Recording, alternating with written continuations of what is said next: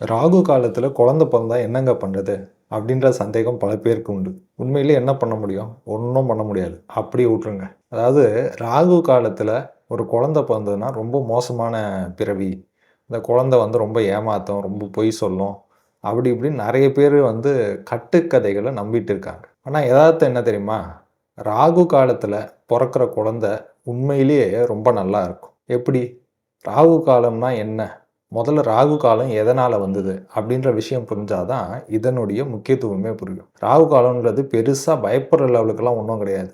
ஒரு ஜாதகத்த பொறுத்தவரைக்கும், ஒரு குழந்தை பொறந்ததுன்னா, அந்த குழந்தை ஜாதகம் எப்படி இருக்கு? அப்படின்றது தான் முக்கியம். அது எந்த நேரத்தில பொறந்தது? அது துளி கூட முக்கியம் கிடையாது. நீங்க ஒண்ணும் கிடையாது. இப்போ கல்யாணத்துக்கு பொருத்தம் பார்க்கறதுக்கு ஒரு ஜோசியர்கிட்ட ஜாதகத்த குடுக்குறீங்க.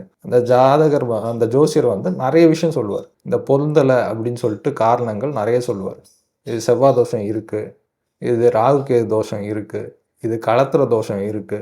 இது சந்நியாச ஜாதகம். ஸோ அந்த மாரி பல காரணங்கள் சொல்லி இந்த ஜாதகம் வேண்டாம் அப்படின்னு ஒதுக்கிருவார். ஆனா ஏதாவது ஜோசியர் இந்த ஜாதகர் ராகு காலத்துல பொறந்திருக்காரு. ஸோ அதனால கல்யாணம் பண்ண வேண்டாம் அப்படின்னு ஏதாவது ஜோசியர் சொல்லியிருக்காரா? ஒருத்தர் கூட சொல்ல மாட்டாங்க. காரணம் என்ன அப்படின்னா, ஜாதகத்த பொறுத்தவரைக்கும் ஜாதகம் கட்டம் தான் முக்கியமே தவிர, எந்த நேரத்துல பொறந்தாங்க அப்படின்றது துளி கூட முக்கியம் கிடையாது. அது தெளிவா புரிஞ்சுக்கோங்க.